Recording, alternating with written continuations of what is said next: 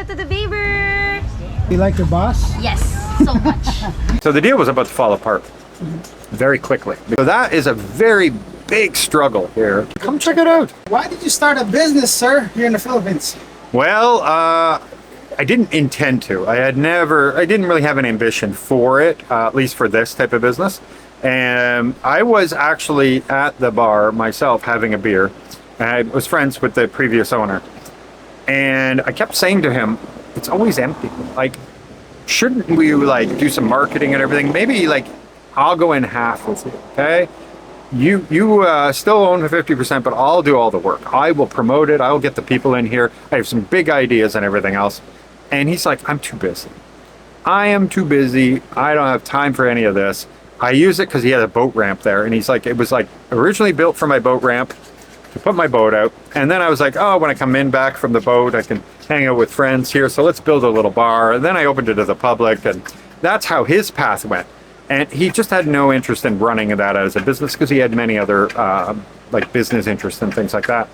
And so we just said, Michael, why don't you just buy it from me? I'll give you a great deal. Just buy it from me. Mm-hmm. And I said, okay, why not? Let's do it. And at first I had a friend of mine interested in being an investing partner with it, because it wasn't just so much how much to buy it for. It was the enormous amount of money we would have to spend to bring it to what I wanted to do, to put everybody in uniforms, hire the staff, get logos, and you know, even my mugs are all logoed, everything. I wanted the complete package before we opened. And that was going to cost a lot more money than I thought. I'll tell you, it was the budget was 625,000 pesos to open the first door.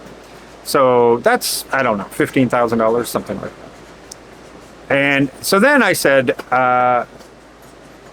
everything was, sorry. And then my financial partner that was going to go in with me, he backed out. And he's like, you know what, I had a change of mind.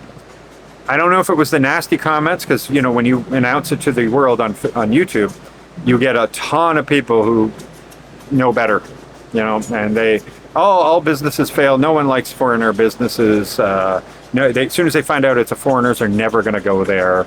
I heard everything in there.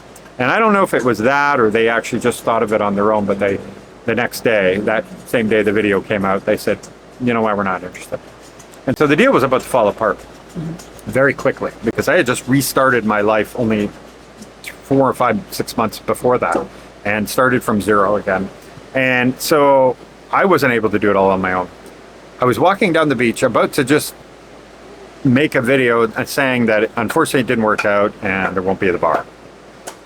And it was funny because a friend of mine who owns one of the largest restaurants here on the beach, he calls over and he sees me walking down the beach about to turn the camera on. He's like, hey, come on over, have breakfast. And we sat down and he's like, what are you doing? I'm like, oh, I'm just about to make a video and this is what's going on. It's like, I'll do it. I'll do it. I know other people too. We're going to bring a few people in. And so I ended up with 3 Filipino business partners who immediately put in the money. They have never asked me anything. They never come. They come as a customer, but they do not come and tell anybody what to do. They don't. They're strictly financial investors only. They don't get involved. They're not a problem. The best partners you could ever ask for, right? And they're basically just like, yeah, well, you're doing you, so we're just going to let you do you. And it has been fantastic since then with them. It's been absolutely amazing. Now, when I first opened, it was a very harried time, trying to do it very quickly, because it was about, I think, the 12th when everything closed for the sale, and the 23rd was our grand opening. And the grand opening was enormous, absolutely enormous. We had a band. We took over the neighboring empty lot that is owned by the resort, and they keep it empty on purpose. They let me use it. And we had tables on the beach, tables everywhere. It was absolutely packed. The mayor came and cut the ribbon, everything. It was a fantastic event. People flew in from all over the United States, Philippines, you name it. There was a lot of people there. And so it was very successful right from the get-go because of it. If I didn't have a YouTube channel, I'd probably tell somebody do not do what I do. I opened it in the rainy season, right? June 23rd was essentially the beginning of rainy season. And only now we're getting out of rainy season. And so we had many times where, you know, it pours rain all day. We're at the beach. Who's going to the beach to have dinner during a pouring rainy day? And we are very beach side, so we have a lot of open space. And if it's pouring rain, we have very few tables, right? There's very little area you can do, especially if the rain is sideways. And so, yeah, that's not probably the smartest thing. It would have been to start a business in December, for sure. Go into the busy season, save up enough money during that busy season to push you through those times. But also, I don't think people realize the regulation here in the Philippines is not easy, right? Here, there is a permit for everything. There is a department for everything. You will get many inspections, health inspections, maybe 2-3 times just before you can open. Fire inspections, the city planner's office will come. They'll have engineering department will come. Everybody's going to go over everything with a fine-tooth comb, and you get all these I had certificates. no idea. I thought it was simple as, here's the money. So hard. Takes very, very long time. Luckily, there are, as long as it's certain things are pending, they let you continue to operate. But then the BIR has been another one. I have no problem with it in one aspect that you have to pay taxes. Okay, cool, no problem. You have to have receipts, no problem. All that's good. My issue is that in the Philippines, the market economy here is way more, outside of a city anyway, is way more the actual market, not the supermarkets. Supermarkets, they'll give you a receipt for everything you buy. You go to the market and there's a market vendor selling fish, and you need, all the potatoes and the vegetables and everything else. The chances of getting a BIR approved receipt there is almost 1%. And everything you buy without a BIR approved receipt cannot be used for your business. So you have to show all of your business in the legal way. Here you go, BIR, here's all my sales. But you can't use any of the expenses. And that can become a big thing, especially if you're going to do some construction and repairs. These guys all want cash. There is no BIR. You go and buy vegetables, well, the supermarket is 4 times the price, not as fresh, and very rarely have good supply. So you can't operate without proper, all business, especially a restaurant, it needs to have a consistent supply with consistency in the taste and the freshness, and everything has to be very consistent. You can't just try to find it out every day. And there's no, at least where I am, there is no distribution companies. So you got to go every morning and go figure it out.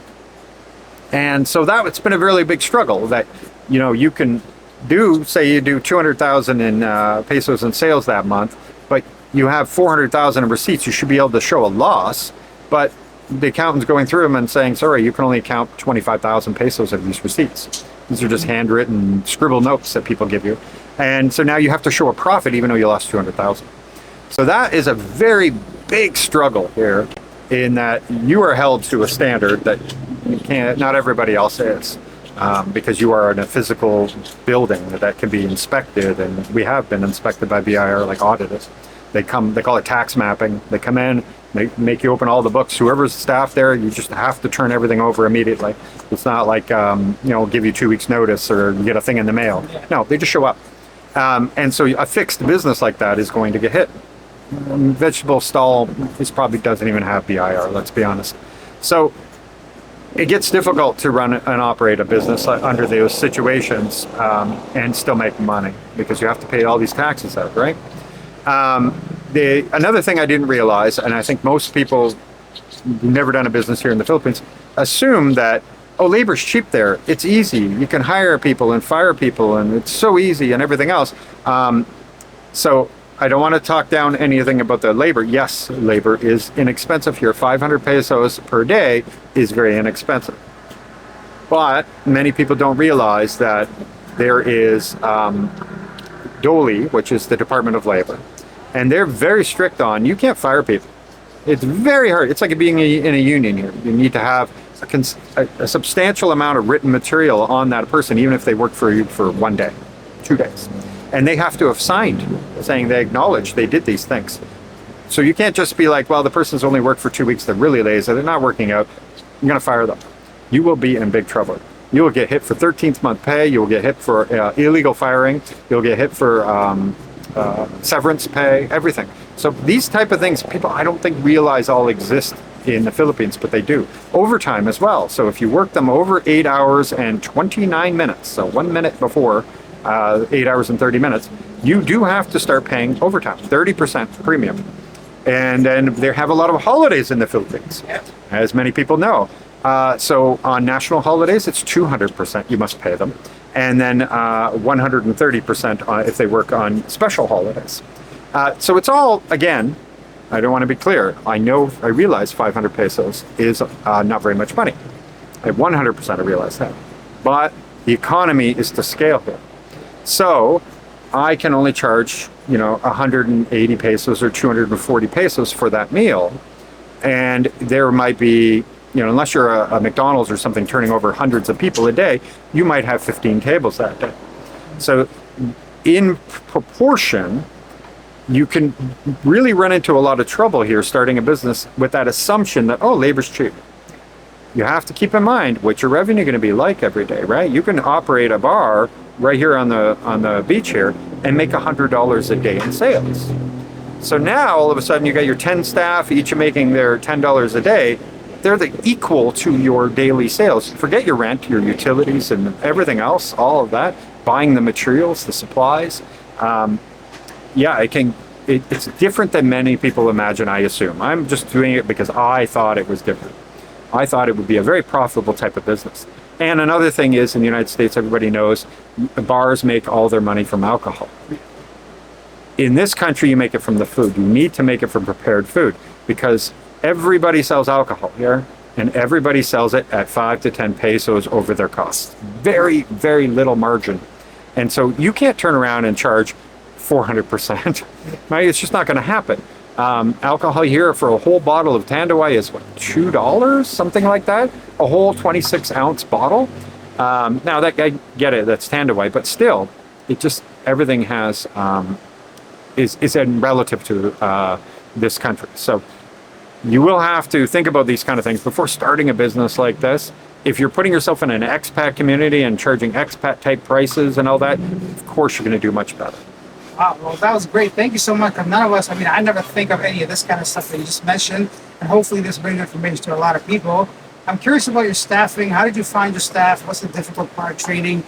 You can't just get somebody off the street, basically. So how did you go about finding proper staff for your establishment?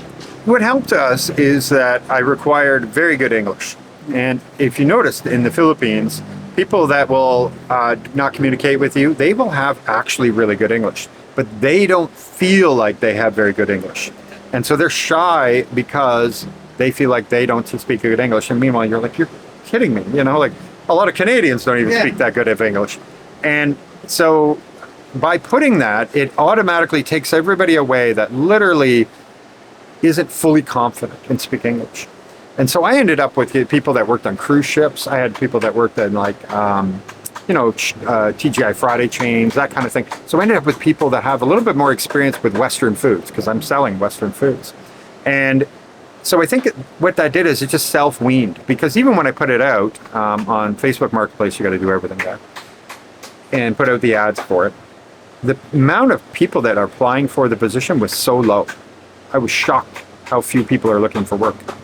And I think that's the reason. What about the name of your restaurant and bar? Let me know. The Canadian Beaver, it was, a lot of taverns in Canada, that kind of thing, will use the moose. They'll use the beaver, but more the moose. The moose is like a big thing. Like a lot of taverns and bars will use the moose. And I wanted it to be Canada, right? So I got to pick a polar bear, a moose, or a beaver. Or a maple leaf. Or a maple leaf. Or a maple leaf. So those are the ones, right? And I was like, okay. But I want to instill into people, I get it. It's got a double entendre, right? I'm not dumb. But here in the Philippines, no one sees it that way. Just to be clear, no one thinks of it in any way possible. But they're hardworking. Beavers are hardworking. And it's honor coins. It's like a national pride thing. And I don't know. I feel like the moose thing has been overdone and not everybody here has a clue what a moose is, but they know what a beaver looks like. So I was like, okay, it's got the innuendo. It actually, it's a representative of like Roots, and for example, like the crazy part is my place is called the Canadian Beaver Bar and Grill, but the SEC here would not give me Canadian Beaver Bar and Grill because Roots Canada owns Canadian Beaver. 2 words, a country and an actual animal. They somehow own those words, and so the only way I could legally get it is if it's Canadian Beaver, 1 word, Bar and Grill Inc. Oh, okay. Yeah. And we tried everything, but the SEC said, all right, no, Roots Canada, Roots Canada, Roots Canada owns the phrase Canadian beef. Ooh, Roots. Yeah, which they're their clothing company. Like and again, I don't even know how they could pull that off because you can't trademark a country name and an animal name, right? Like common phrases. You're not supposed to be able to do that. But again, Apple, I guess, trademarked the word apple. So there, I've proven myself wrong there. Anyway, so to give you an idea on that, I went through a lot of names, and the moose was in a lot of them. But I think this one worked out well. And once I did the logo, I knew that's the logo. I love the logo, man. I mean, let's just be honest. Although it's like a cartoon or beaver, Yeah. somehow very it draws you in a little bit. It does. It does. And people love it here. Like it doesn't cross any lines or anything. And I did not, we didn't dress our staff in any way. You know, it's still a very conservative country, right? It's not Angeles City. It's not Dumageddon. You can get away with maybe different things there. But we made sure it was respectful, right? And so we dress our waitresses respectfully. Even our chefs have proper uniforms as well. And they got the cowboy hats and, you know, they got the whole thing. And so I did it right, I think. I think so too. I love what is that, man? Is that a motorbike? Tiniest motorbike you've ever seen, I'm sure. No, I saw the staff's outfit. I love it for sure. And where do you see like the future of your restaurant, bar, and grill? Like, what's your vision for the place? Do you think you're going to continue to invest in it? Well, I do continue to invest in it every month until it makes money. That's the plan. But there is a bigger plan if this one can be shown to be profitable. And that is to open other ones. So open one in Dumageddon, open one in Angeles City, and open one where we are going to get a lot of expats because I get all of the expats here in town as business, and it's a place that doesn't exist. Like every other place in this city caters to the locals, right? So we get the seafood restaurants and the Filipino food. Yes, you get some Korean food and some Chinese, but none of the Westerns. We don't have a TGI Fridays here. And so this is the place that everybody goes that is looking for Western food, including Filipinos. You know, it's a break for them too to have something different, you know, something a little different than their normal fare. So I think it works out really well here, but I do know that I'd have 10 times the tables if I was located in a heavily expat saturated community. We're here in the Rojas, we only have 72 or 73, 74, something like that, locals. We try to keep track of them, but people keep moving here. So, so that would be one. I also wanted to do a reality show. I wanted the staff to have the opportunity to make a lot more money, and we were going to put up cameras in different places and have a roving cameraman. And it would be just the staff. The customers aren't, unless they choose to be on it, they won't be on it. But there's a lot of drama in running a restaurant. Of course, yeah. And so you guys have to speak English and that kind of thing. You get used to speak English so that we can eventually do this. They'll all have model release forms. They'll have a percentage share revenue from that channel. And so then one day when we have 52 episodes, you can sell it to Netflix. And again, the staff that are in that episode get 25% of the revenue of that episode, right? That's right up top. Then you have the editors and the videographers and taxes and everything else, and then you have the company, the restaurant itself. That's a would take fantastic idea, man. I would love to watch that. Yeah, exactly. And I think people would, and it would be amazing. So, but it won't work until you have. I've realized that from this one. Where we've had to scale back our labor. We had a lot more staff in the beginning and we were losing too much money. And there's just too much staff for the amount of tables I can hold. I need a bigger location. I would need a lot more tables. Therefore, you have much more staff because you need a bigger staff in order to make that content to be worth watching. So if you only have 2 or 3 people on shift that day, it's just not that exciting. You need more dynamics. You right? do. More You do. process. And then this person's dating this person, and then this person, is trying to talk behind the other person's back, and all that kind of stuff. So it would all happen naturally, and everything else. I realized that it's going to take a little bit bigger step to get to that. But otherwise, I'm ready to do that. So I think that would be. It could happen here, and we could actually become profitable, and things get better, and we take a bigger location, and so on and so forth. But Angeles City, or somewhere like that, maybe Makati or something else, where it can actually bring in a ton more tables than we get here. Awesome. Well, thank you so much for your time. I'll be sure to put the location of your. My pleasure. Yeah, definitely. Come check it out. Of I'll course. definitely check it out. I can't. What's your best seller on your menu? The Beaver Burger Okay. and our Extreme Chicken Burger. Like the burgers are like really popular with us because everything is homemade here. Fries are homemade. Everything is homemade. Lean ground beef that we have made ground just for us. Then we have our own spices. We make our hamburgers. They're like this thick, you know, the beef. The chicken burgers like this. It's just absolutely enormous. And our chicken wings, that kind of thing. We're in a seafood area. This is the seafood capital. And so we wanted to be a little different. So we have a little bit of fish, but really we are the place for the meat. Thank you so much for your time. Appreciate it. All right. Thank you. Leave your thoughts down below. Let me know what you think of Michael's decision to start a business, some of the challenges he's going through. I'm glad I watched him because I had no idea some of the stuff that he mentioned, but definitely makes sense to me. And go on over, check out his channel. I'm sure he's got a lot more videos regarding his business decisions and the whole progress on his channel. And let me know about you. What kind of business do you want to start? Have you had any experience starting a business in the Philippines? Anything you want to share? And if you enjoyed that video, hit that subscribe button, hit that like button. Next video, back to the street interviews. I'll see you guys next time. Bye.